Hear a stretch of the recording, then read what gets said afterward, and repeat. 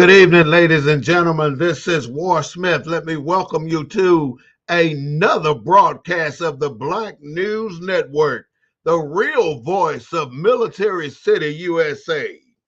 We're bringing you the news from a Black perspective.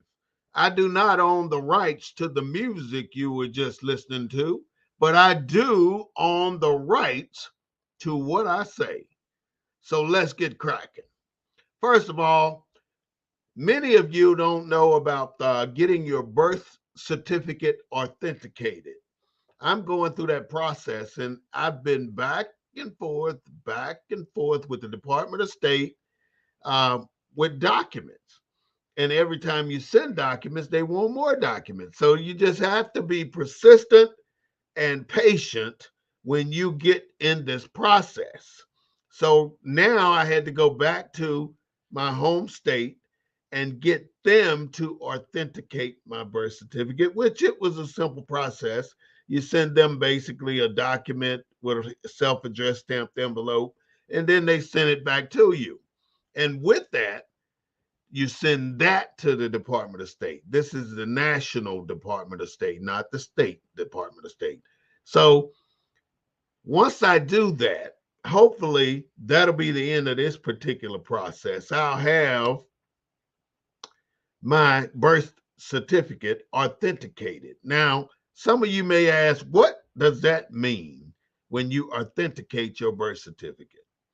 Well, if you kind of think of it as you being a commodity, when you were born, it was an option for you to record your baby's birth.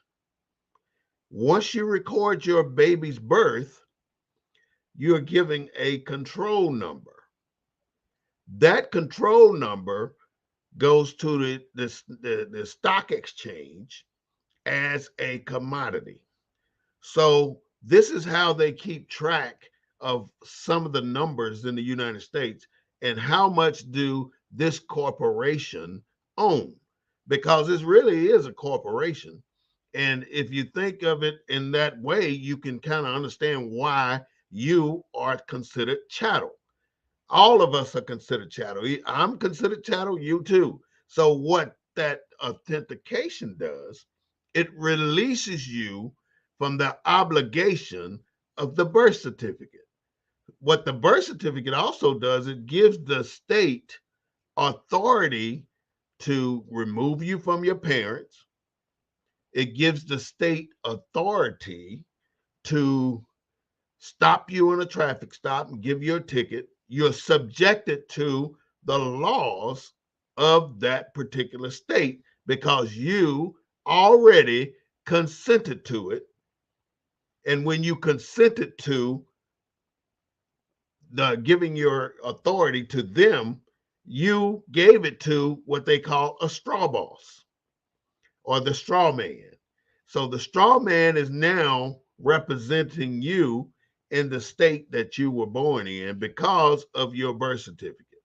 So with that, I'm just giving you some of the things that I've had to go through to get my paperwork processed. And I'm still working it, and I'm going to continue to work it until I'm completely authenticated. You know, there were over 20 civil rights acts passed in the United States since the early 1800s.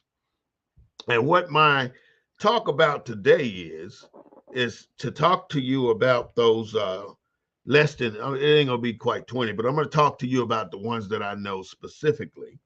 And I want you to kind of understand how America views Black people. Now, we are somebody that we're what they call it denaturalized. We cannot claim our country. This is our country. Now, a lot of people try to say there were no blacks here on the continent when Christopher Columbus got here, but that was bullshit. And you know it, and I know it. There were some people here. Black people were here. Indian people were here. Who named them Indians any damn way? but they were here. And a lot of the black people operated as the Indians have operated in the past. Now, whoever writes the history usually writes it the way they want to. And they can write you out of history or they can write you into history. And if you think about this critical race theory thing, they are attempting to further write you as a black person out of the United States of America's history.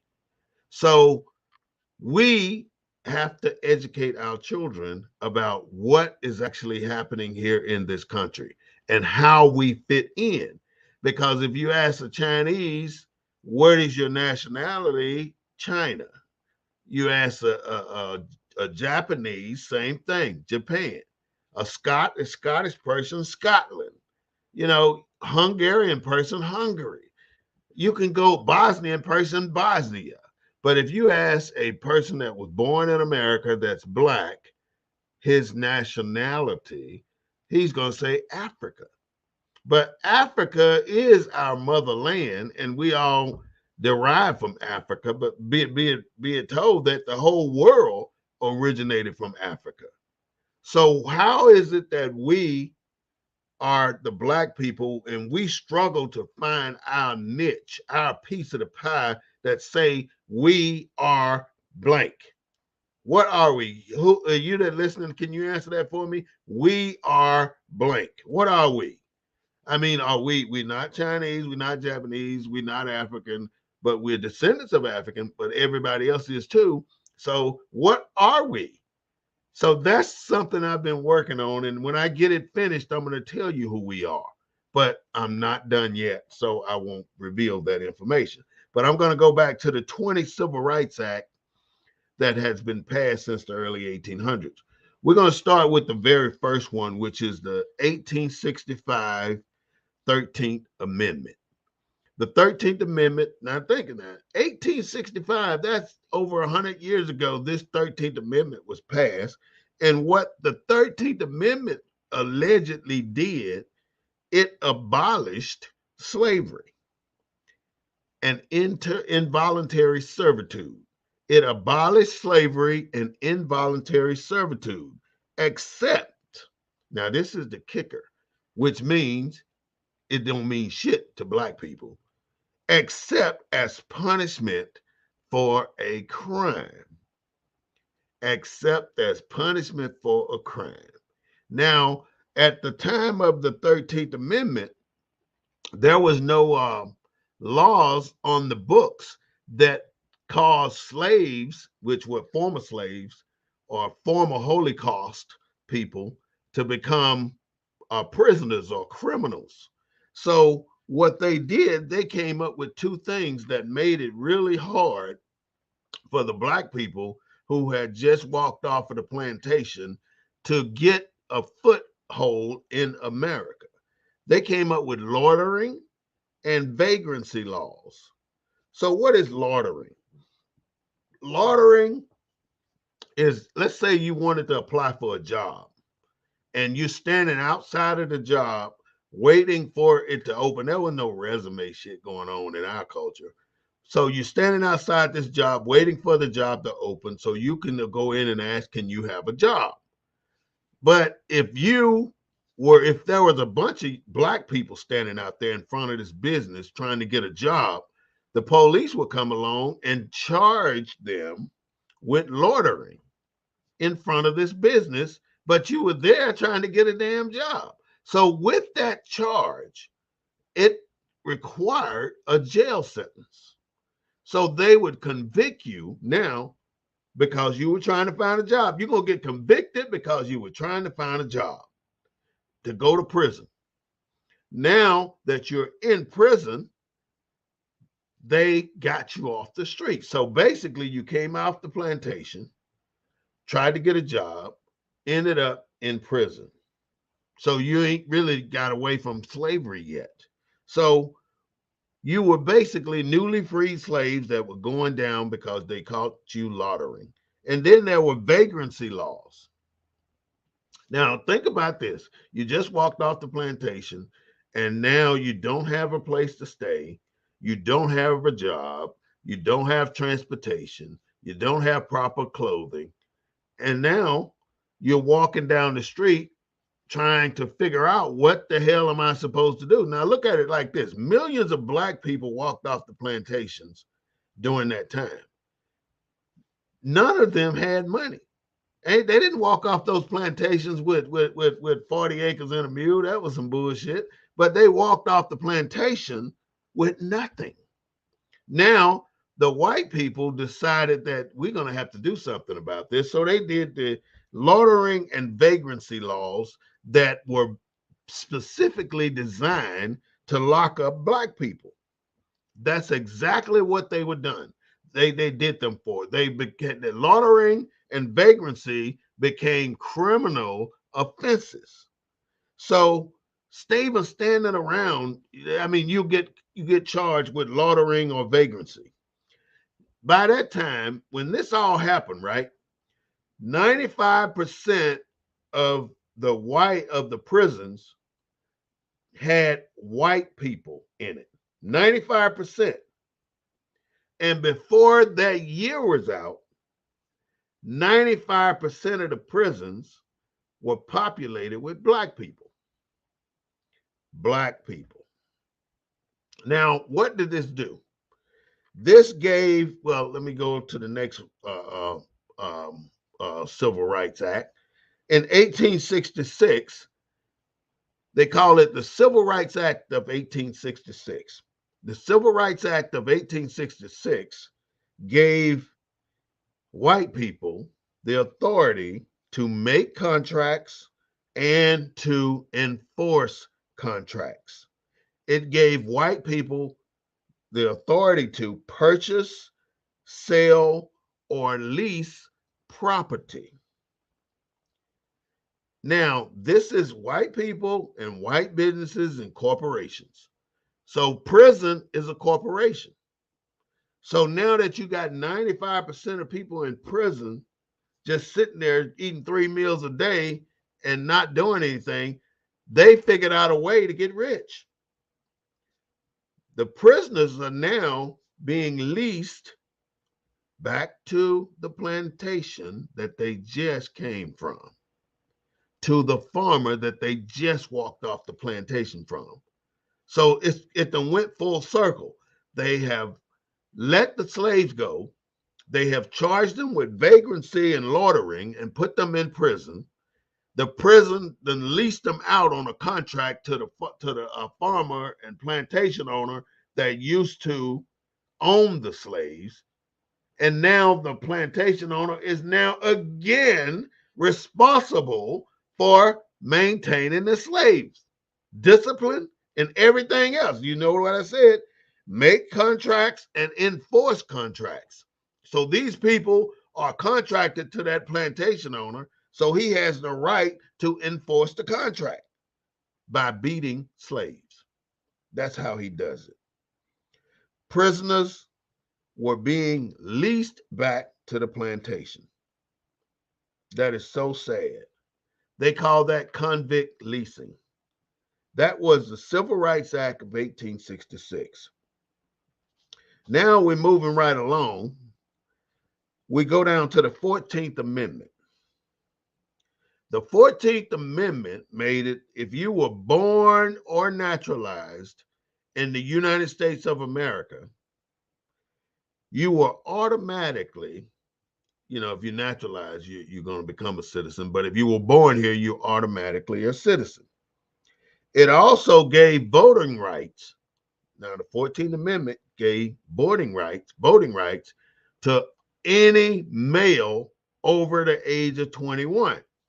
Now, that was the first mistake that they think they made. So by them giving all males the right to vote over 21, they gave black people the right to vote if you were over 21, or black males the right to vote if you were over 21 years old. So now you have black people voting, you have white people voting, and so now they have to fix this shit. So now comes the evolution of the Ku Klux Klan. The Ku Klux Klan was initially organized and built with white men to intimidate black people that were leased out to the plantation, that they could not go down and register at the voting office.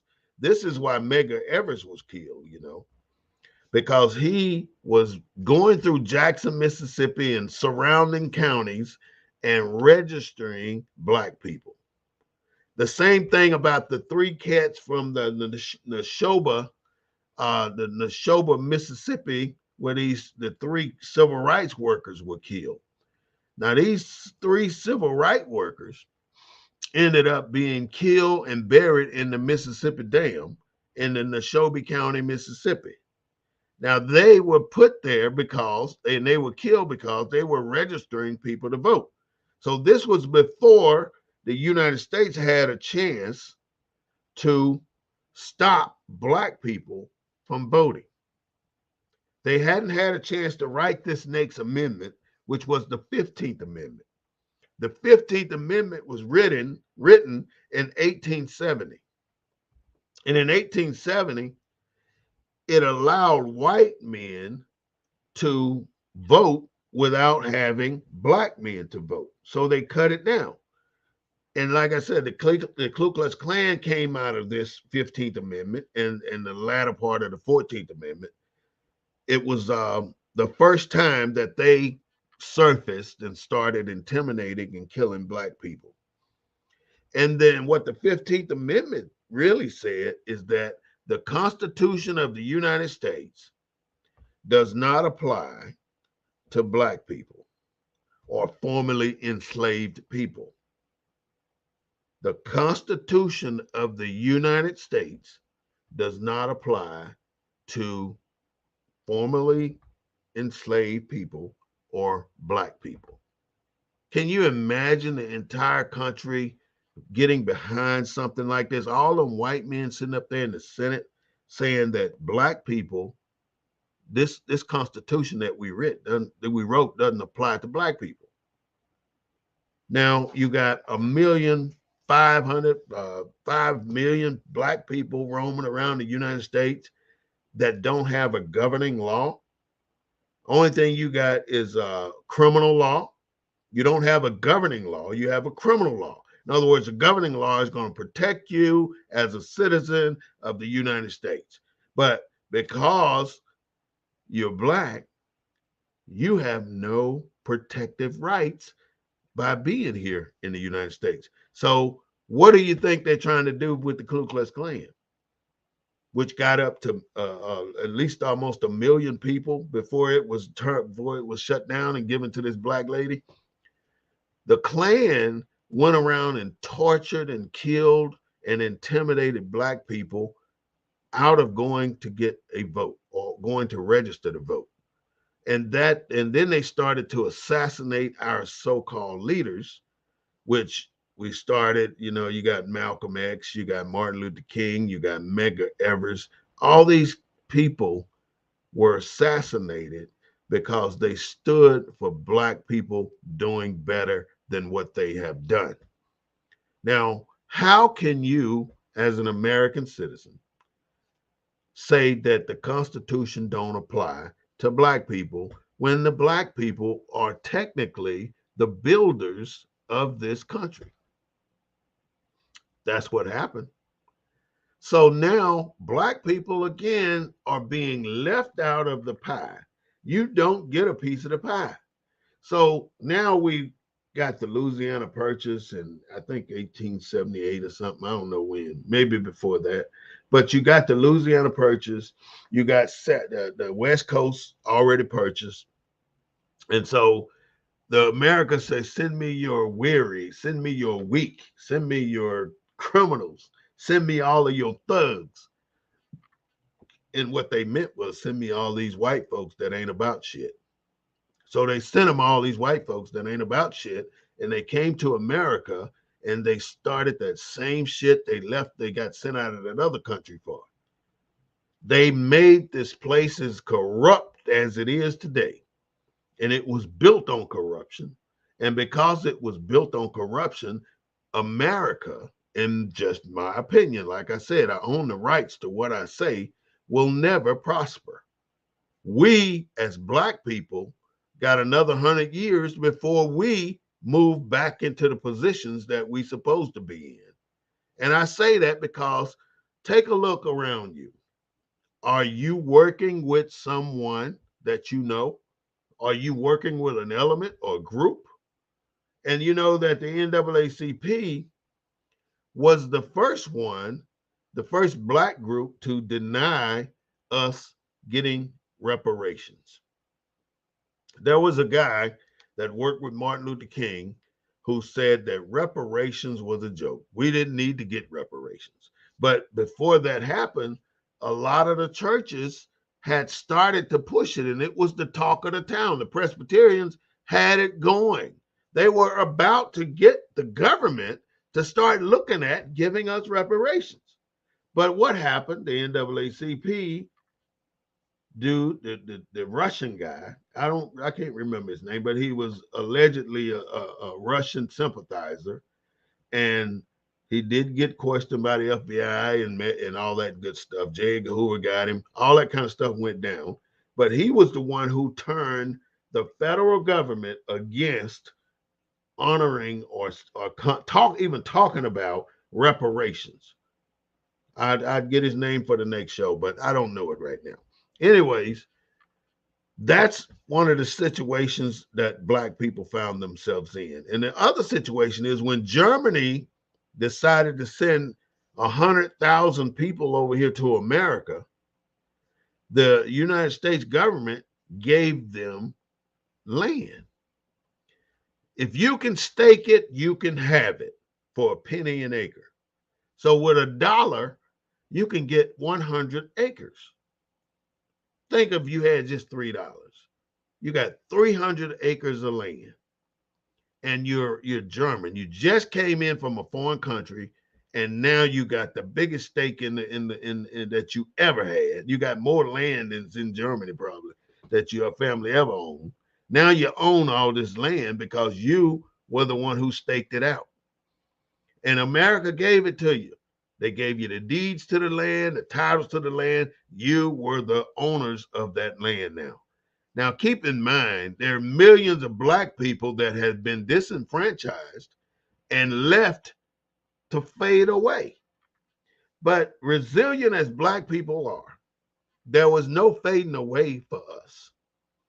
You know, there was no fading away. So we went nowhere, but we persevered the torture, the murders, the hangings, the burning, the castrations, and everything else, the denial of work, the denial of property, the denial of a substantial way to feed your family.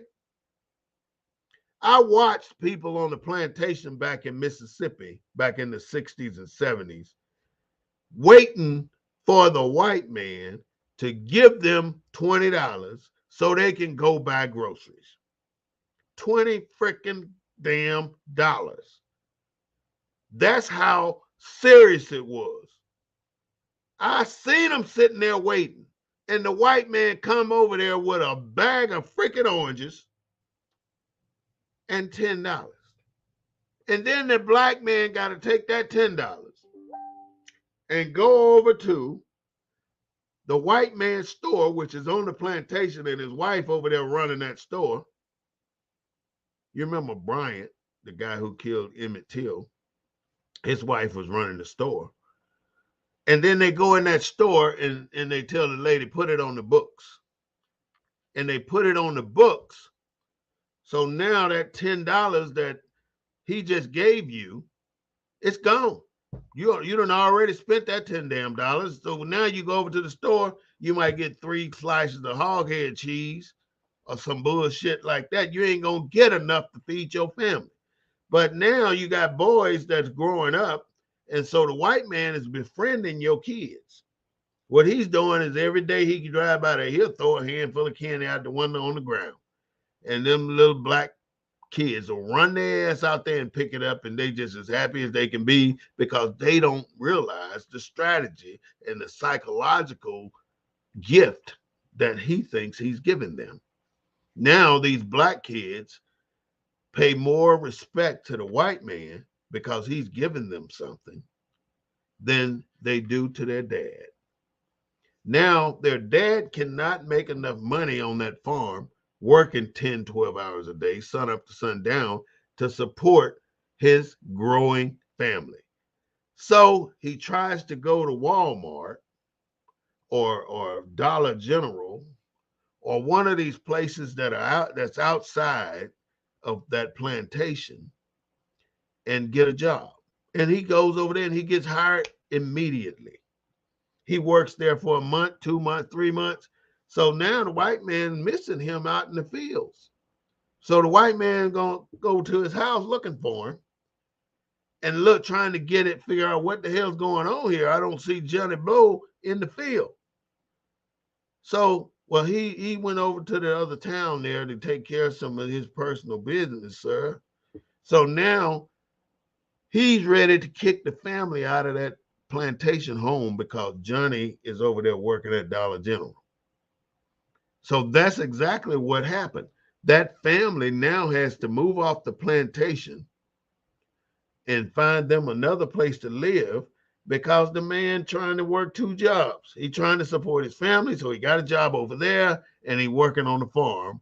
And now the man want him out because he don't share his property.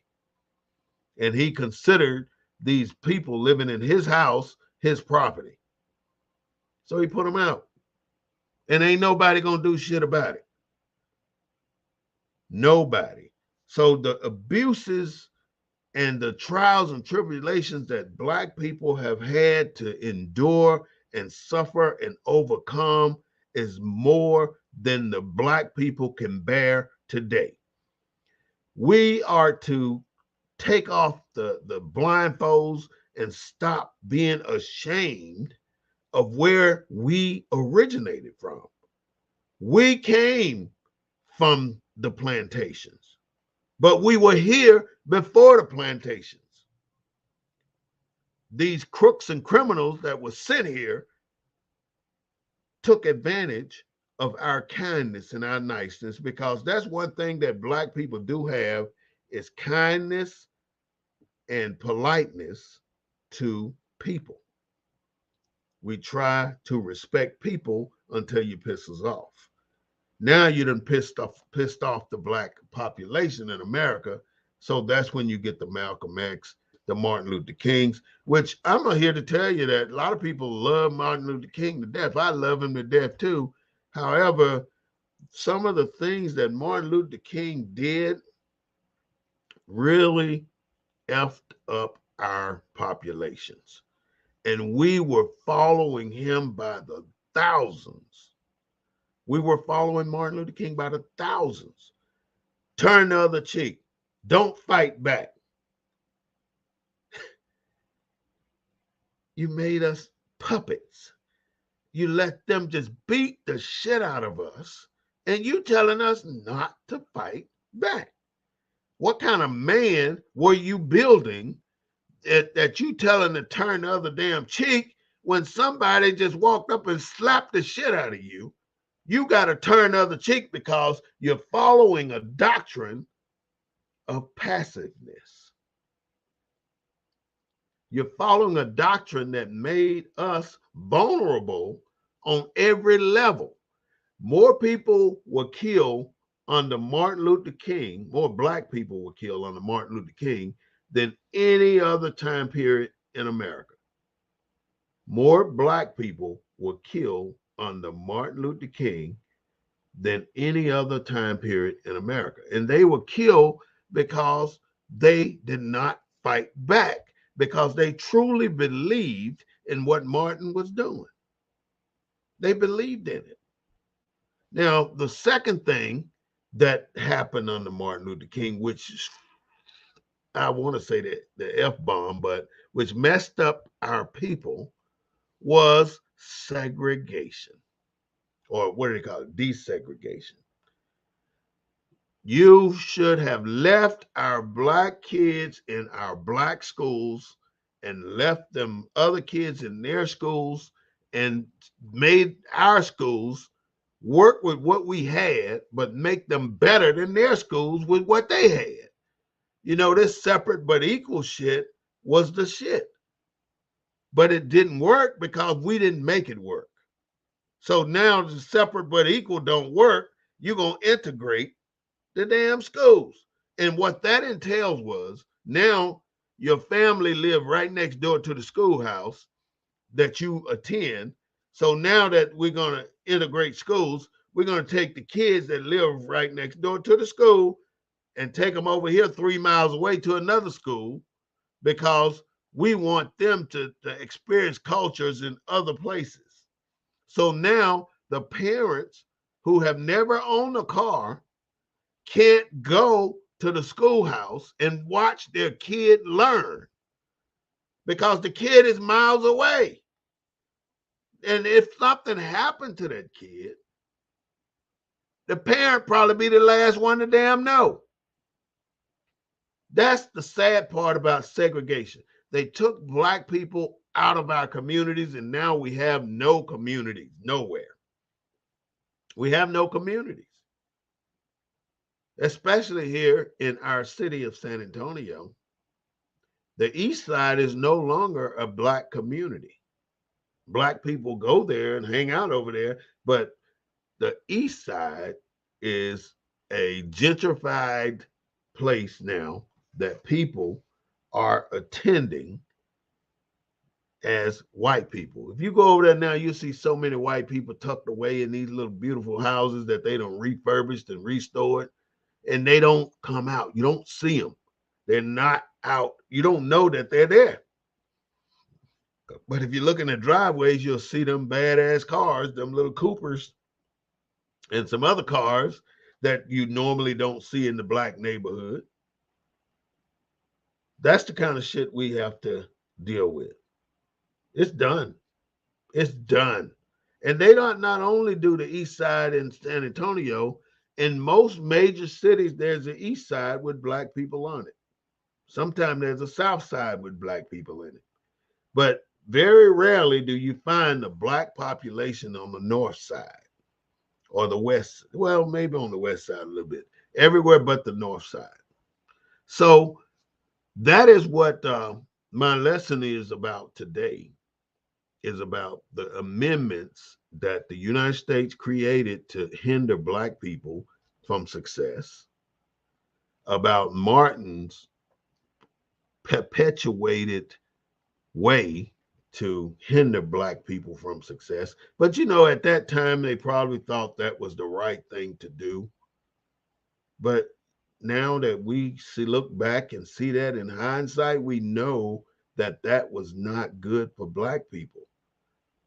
Putting black kids in the white schools didn't do a damn thing better for us at all. It destroyed us, destroyed our communities. Now, I come on this here show for a good reason, because I want to be able to talk and communicate to our black folks the best way I possibly can and let you know things from a different perspective. Because most of the things I talk about are just the things that we probably need to hear. Now, everybody know about the shooting in Uvalde. And right now, I think the count is 19 kids in the fourth grade and 3 facilitators, teachers. That is an atrocity if I ever heard of it. And then in the state of Texas, there were 2 more today. One in way North Texas and the other one in way South Texas on the border. I couldn't tell you the city's name, but I do know there was 2 more incidents today while children went to school with firearms in their backpack and they got caught. Thanks to the Lord. So these school shootings have been really, really bad. And most people they want to act like they don't know what the problem is. They want to act like they don't know how to fix it. But you got Congress sitting up there with 50 white men that ain't done shit since Biden been in office, but suck up taxpayers' money. Now, these damn congressmen don't do shit for you and I. They don't do shit for us. They do for themselves. They do for themselves and collect a fat ass pension. They gave the military a 4% raise this year, but they gave themselves a 22% raise this year. What the F they need a raise for? They ain't doing shit. They didn't do shit when Donald Trump was there. They definitely didn't do shit when Barack Obama was president. So all these people, and we as citizens of all these different states, some of us are so damn effed up that we elect these people back in those seats every damn year. Look at Mitch McConnell.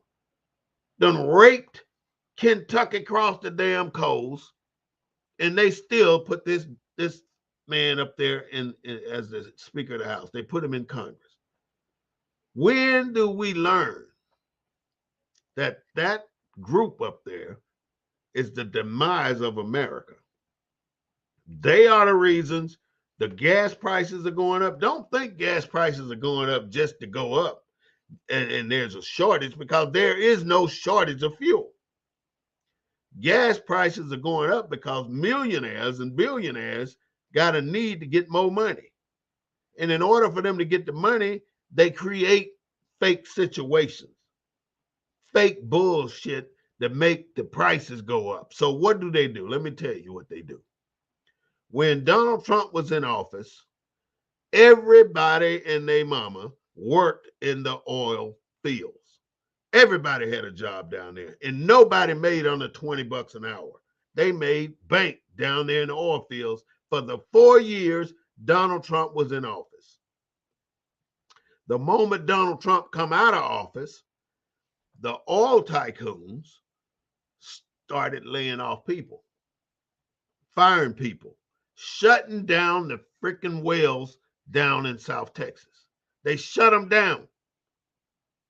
And all over the country, they shut these oil producing fields down only because they want to paint a picture that Joe Biden is making the gas prices go up. How the hell can Joe Biden make the gas prices go up? Think about that. Don't be no damn fool. They cannot. He don't know what to fucking do. These rich billionaires, they control the puppet strings. They shut down that oil field to make the gas prices go up, and they get paid for it. And they get paid on the backs of the poorest ass people in town. The people that's got to be moving all the damn time so they can make money for their families. So it's the rich people in America who don't pay no damn taxes. And then they look at us and want us to pay a shitload of taxes. We pay too much taxes as poor people. And when I say poor people, well, I'm talking about people that don't make $200,000 a year or $300,000 a year. Those are poor people. They ain't no damn money. But then you got people that get $1 million from the National Rifle Association, and they work in that group of white folks up there. Mitch McConnell got $1.9 million from the National Rifle Association. Ted Cruz got $700,000.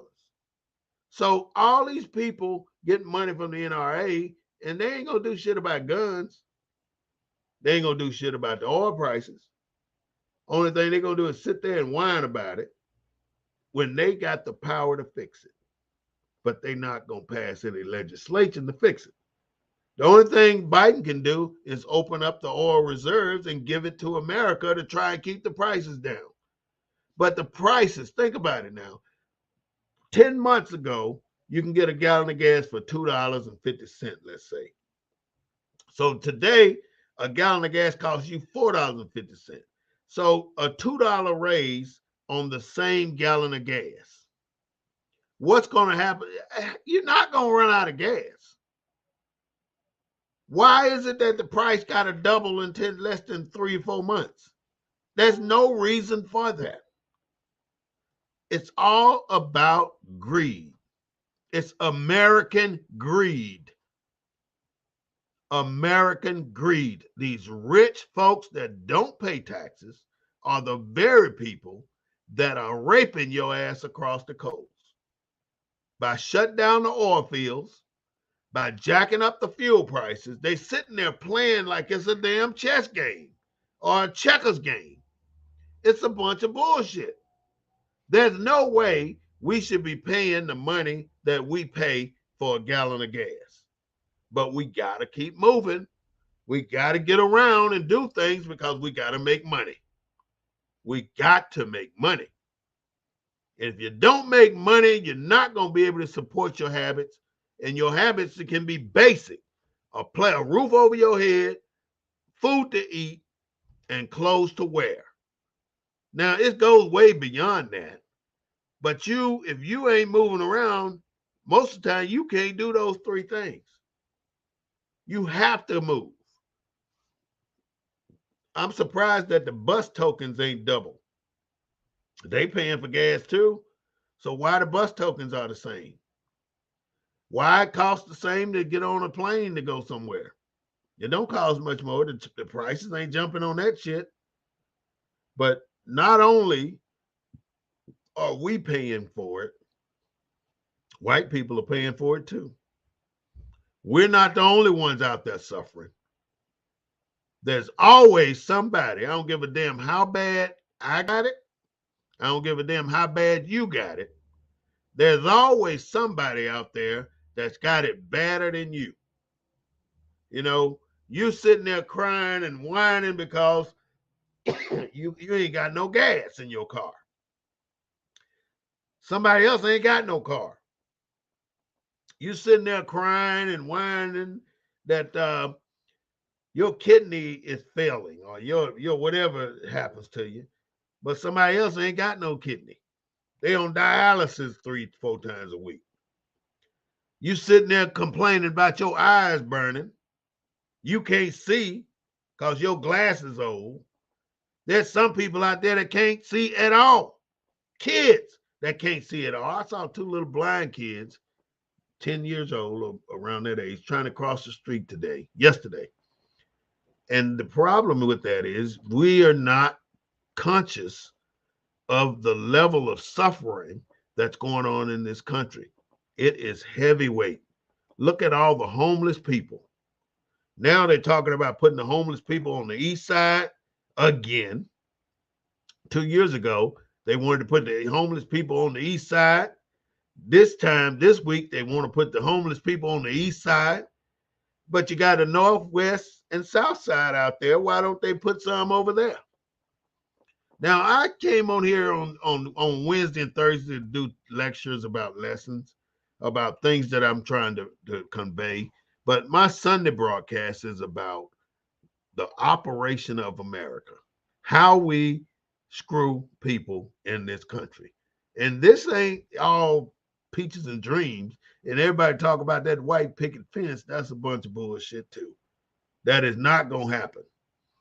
All I'm saying is join me Sunday at 3:30 on this channel again. It's going to be on YouTube, which I need you to subscribe to my channel. It's going to be on Facebook. I need you to like and write a comment on Facebook. And it's going to be on Instagram. And I would like you to do whatever you can do for that. I don't know what to do on that one. But thank you so much for looking and listening and sneaking in and peeping and doing whatever you do to see what I'm talking about today. But I thank you. And I'm going to continue to do this as long as I can put words in my mouth. This is the Black News Network, the real voice of Military City, USA, bringing you the news from a Black perspective. I do not own the rights to the music, but I do own the rights to what I say. Thank you for listening.